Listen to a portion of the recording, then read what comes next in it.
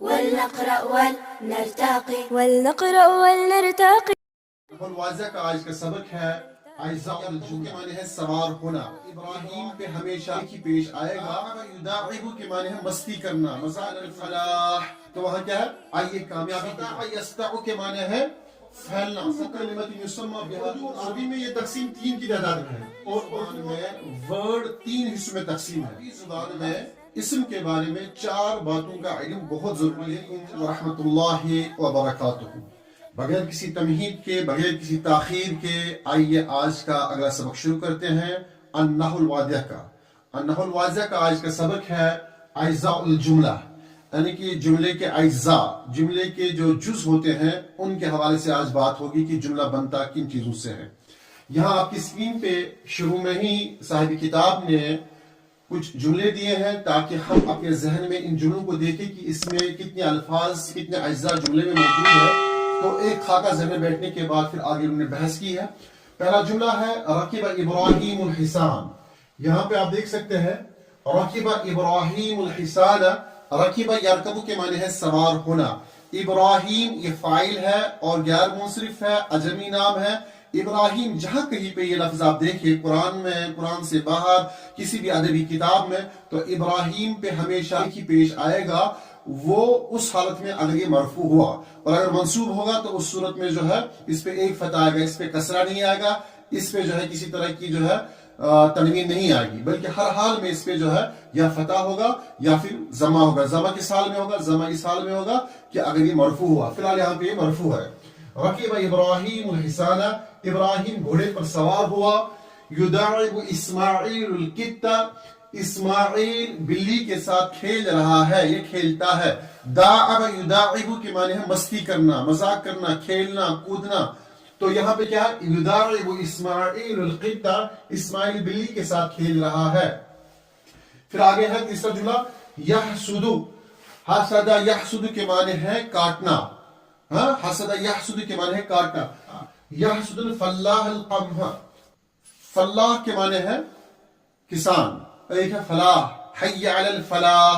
اگر ہم فلاح پڑھیں گے تو اس کے معنی کسان، اور اگر ہم فلاح پڑھا تو اس کے معنی ہے جو نماز اذان میں بولتے ہیں حی علی الفلاح. تو وہاں کیا ہے؟ آئیے کامیابی کی طرف. یعنی کہ جس صورت میں اگر آپ نے پڑھا ہے فلاحن کے معنی ہے کسان، اور اگر آپ نے بغیر تشدید کے پڑھا فلاحن، فلاحن کے معنی ہے کامیابی، فلاحن کے معنی ہے کامیابی،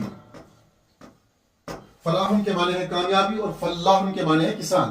تو کیا کہیں گے؟ یحسد الفلاح القمح. کسان نے گیہوں کاٹا، گیہوں کاٹا. پھر آگے کیا ہے؟ تأکل الشاة فولا وشعیرا. تأکل الشاة فولا وشعیرا. بکری جو اور لوبیا کھاتی ہے. اور پھر آگے یہاں پہ دیکھیں آپ سمعت نصیحت. میں نے نصیحت سنی. یسطع النور فی الحجرۃ. سطع یسطع کے معنی ہے پھیلنا. سطع یسطع کے معنی ہے پھیل جانا. یسطع النور فی الحجرۃ. کمرے میں روشنی پھیلتی ہے. جرى یجری کے معنی ہے چلنا. تجری السفینۃ علی الماء. کشتی پانی پر چلتی ہے. حل تحب السفر. کیا تم سفر کرنا پسند کرتے ہو؟ تو یہاں پہ یہ 8 جملے ہیں، تو ان جملوں میں مختلف اجزاء کا استعمال کیا گیا تب جا کر یہ جملے بنے ہیں. اب یہاں پہ جو ہے آپ دیکھ، یہاں پہ لکھا ہے عرفنا فیما مضى ان الجملة المفیدة تترکب من اجزاء هي الکلمات. کہتے ہیں کہ ہم جان چکے ہیں، پیچھے گزر چکا ہے کہ جب ان الجملة المفیدة کی یقینا جملہ مفیدہ کس سے بنتا ہے؟ تترکب من اجزاء، وہ کچھ اجزاء سے بنتا ہے. کون سے اجزاء سے؟ ہی الکلمات، یعنی کہ الفاظ کے اجزاء سے بنتا ہے. کوئی بھی جملہ جب ہم بناتے ہیں تو وہ الفاظ کا مجموعہ جمع کرنے کے بعد جو ہے ایک سینٹنس بن جاتا ہے. وَنُرِيدُ أَن نَعْرِفَ فِي هَذَا الدَّرْسِ. ہم چاہتے ہیں کہ ہم اس سبق میں سمجھیں، ہم اس سبق میں جانیں انواع الکلمات، کہ کلمے کی کتنے قسمیں ہیں، یعنی کہ کلمہ جو ہے اس کی کتنی قسمیں ہیں. اگر ہم کلمہ بولتے ہیں تو وہ کلمہ جو ہے اس کی کتنی قسمیں ہیں، تو کن کن اقسام کا جو ہے ایک مجموعہ جمع کریں گے تو تب جا کر جو ہے ایک جملہ بن سکتا ہے. اذا بحثنا في الجمل التي معنا وجدنا ان الكلمات ابراہیم واسماعیل والفلاح بها اشخاص. کہتے ہیں کہ جب ہم غور و خوض کرتے ہیں اوپر جو جملے دیے گئے ہیں ان جملوں میں جو ہے کچھ الفاظ ایسے ہیں جن میں ہم ابراہیم کو پاتے ہیں، جن میں ہم اسماعیل کو پاتے ہیں، جن میں ہم الفلاح کو پاتے ہیں، اور ان الفاظ کو، یعنی کہ الفاظ تو یہ بھی ہے، یعنی کہ لفظ ایک اور الفاظ جمع، ان الفاظ کو ہم کہتے ہیں کہ یہ اشخاص کے نام ہیں، یعنی کہ کچھ اشخاص ہیں جن کے نام رکھے گئے ہیں۔ کون کون سا نام؟ ابراہیم، اسماعیل اور فلاح۔ وَأَنَّ الْكَلِمَاتِ، اور اس کے بعد اور چند الفاظ ہیں، کون کون سے ہیں؟ الحسان، حسان کہتے ہیں گھوڑے کو، والقط، قط کہتے ہیں بلی کو، والشاة کہتے ہیں بکری کو۔ الفاظ تسمى بها انواع من الحیوان، یہ ایسے الفاظ ہیں جن کو ہم حیوانات کی کیٹیگری میں ڈالتے ہیں۔ پھر اس کے بعد کیا ہے؟ وَأَنَّ الْقَمْحَ وَالْفُولَ وَالشَّعِيرَ الفاظ تسمی بها انواع من النبات، اور اس کے بعد جو ہے کچھ ایسے الفاظ ہیں جن کو ہم کہتے ہیں القمح والفول والشعیر، یہ وہ الفاظ ہیں جن کو ہم نباتات سے تعبیر کرتے ہیں۔ وَأَنَّ الْحُجْرَةَ وَالسَّفِينَةَ وَالْمَاءَ الفاظ، یہ ایسے الفاظ ہیں، یعنی کہ الحجرہ کمرے کو کہتے ہیں، السفینہ کشتی کو کہتے ہیں، الماء پانی کو کہتے ہیں۔ الفاظ یہ ایسے الفاظ ہیں تسمی، ان کو کیا کہتے ہیں؟ انواع من الجماد، یہ جمادات سے ہے، یعنی کہ وہ اوپر نباتات، یہ جمادات سے ہے۔ وَأَنَّ النَّسِيَةَ وَالنُّورَ وَالسَّفَرَ الفاظ تسمی بها انواع اخرى من المعانی، اور اس کے بعد جو ہے نور، سفر الفاظ ایسے ہیں جن کو ہم دوسرے معنی میں، دوسرے انواع میں شمار کرتے ہیں، کہ جن کے اپنے اپنے معنی ہیں، یعنی کہ ان کے اپنے اپنے معنی ہیں۔ نور والسفر الفاظ، یہ وہ الفاظ ہیں جن کے اپنے معنی ہیں۔ وَلِذَلِكَ تُسَمَّى كُلُّ كَلِمَةٍ مِنْ هَذِهِ الْكَلِمَاتِ اسْمًا، لہذا ان تمام الفاظ کو، جو الفاظ ہم نے یہاں پائے ہیں، کون کون سے ہیں؟ ابراہیم ہے، حسان ہے، اور القط ہے، الفلاح ہے، القمح ہے، الشاة ہے، فولن ہے، شعیرن ہے، سفینہ ہے، نور ہے، الحجرہ ہے، النسیہ ہے، اور السفر ہے۔ یہ تمام الفاظ ایسے ہیں، ان تمام الفاظ کو کیا کہتے ہیں؟ ان تمام الفاظ کو اسم کہتے ہیں، یعنی کہ یہ سب اسم نون میں شامل ہے۔ وَكَذَلِكَ كُلُّ كَلِمَةٍ يُسَمَّى بِهَا إِنسَانٌ أَوْ حَيْوَانٌ أَوْ نَبَاتٌ أَوْ جَمَادٌ أَوْ أَيُّ شَيْءٍ آخر، یا اس کے علاوہ اور دوسری ناموں میں جو شامل ہوتے ہیں، یا ان میں سے کوئی کیا ہے؟ انسان ہے، حیوان ہے، نباتات ہے، جمادات ہے، اور پھر دوسرے ایسے نام ہیں جو ان کیٹیگری میں شامل ہیں لیکن وہ بھی اسم میں داخل ہے۔ تو ہم ذرا دوبارہ ان جملوں کی طرف لوٹتے ہیں جو اوپر جملے ہیں۔ ان کل کلمۃ من الکلمات، تو ہم پاتے ہیں کہ ان میں سے کچھ کلمات ایسے بھی ہیں۔ کون سے کلمات ہیں؟ رکیبہ،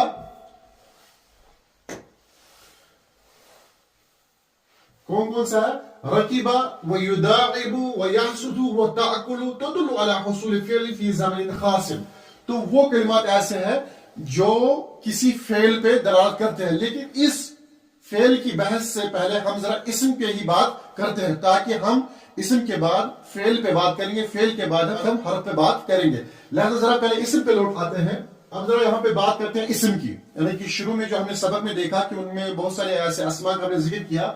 اب انگریزی میں یہ گروپنگ 8 کی تعداد میں ہوتی ہے، یعنی کہ جب اسم کی بات کرتے ہیں تو پارٹس آف سپیچ کی جب ہم بات کرتے ہیں وہ گروپنگ کیا ہے؟ وہ 8 کی تعداد میں ہوتی ہے، جبکہ اردو اور عربی میں یہ تقسیم 3 کی تعداد میں ہے۔ اور اردو اور عربی میں جب ہم بات کرتے ہیں، ہم پارٹس آف سپیچ جب انگلش میں بات کرتے ہیں تو وہاں پہ ہم 8 کاؤنٹ کرتے ہیں، وہاں اردو اور عربی میں بات کرتے ہیں تو وہاں پہ صرف 3 پائے، اسم، فعل اور حرف۔ اور فی الحال ہم اردو کی بھی بات نہیں کریں گے، ہم صرف عربی کی بات کریں گے۔ یوں ہم کہہ سکتے ہیں کہ عربی میں کلمے کی 3 اقسام ہیں، عربی میں کلمے کی 3 اقسام ہے۔ تو یوں ہم اگر بات کریں، یہ موٹی بات یاد رکھیے کہ عربی میں کلمے کی، لفظ کی، ورڈ کی 3 قسمیں ہیں۔ عربی زبان میں ورڈ 3 حصوں میں تقسیم ہے، لفظ 3 حصوں میں تقسیم ہے۔ انگلش میں 8 میں ہے، عربک میں اسم، فعل اور حرف میں تقسیم کیا گیا ہے ورڈ۔ اسم کس کو کہتے ہیں؟ کسی شخص، جگہ، صفت یا کام کا نام، کام نہیں، کام کا نام۔ کام کے نام سے مراد ہے مصدر، مثلا پڑھنا، لکھنا، مارنا، جانا، آنا، کھانا، پینا وغیرہ، یہ سب اس میں داخل ہے۔ فعل کس کو کہتے ہیں؟ وہ کلمہ یا وہ کام جس میں کسی کام کا پایا جائے کسی زمانے میں، چاہے وہ حال میں ہو، ماضی میں ہو یا مستقبل میں ہو۔ مثلا مارا ایک فعل ہے جس میں مارنے کا کام زمانے ماضی میں ہوا ہے.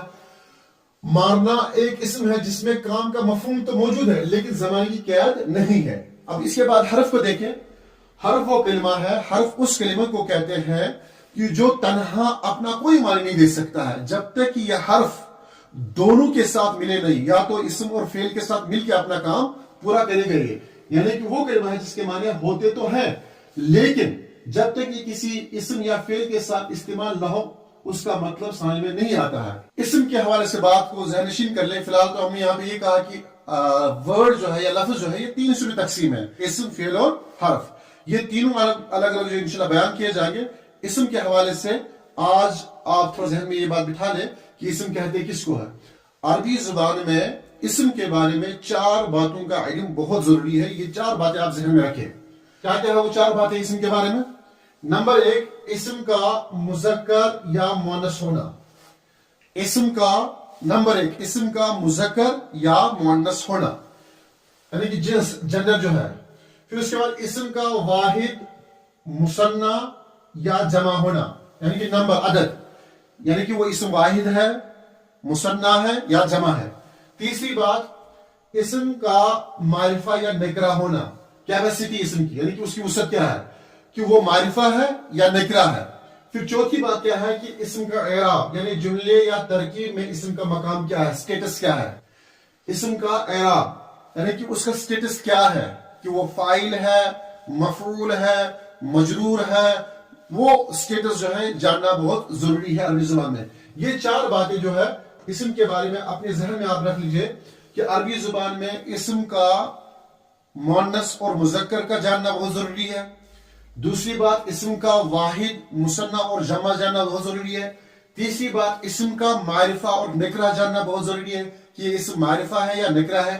اور چوتھی بات, اسم کا اعراب کہ اسم کا سٹیٹس کیا ہے کہ یہ اسم کیا ہے, یہ فاعل ہے, مفعول ہے, مجرور ہے, یہ سٹیٹس جاننا ضروری ہے. یہ 4 باتیں بہت ہی اہم ہیں جو آگے انشاءاللہ اگلے سبق میں آئیں گی. وہ انشاءاللہ پھر نیکسٹ سبق میں آپ ہمارے ساتھ جڑے رہیے. فی الحال اس سبق کو آپ بار بار سنیں اور دہرائیں تاکہ اگلا سبق آپ کے لیے آسان رہے. ملتے ہیں اگلے سبق میں انشاءاللہ. السلام علیکم ورحمۃ اللہ وبرکاتہ. نلتقي ولنقرأ ولنرتقي وفي الجنة نلتقي ننتظر الحفل العظيم وعدو مولانا الكريم.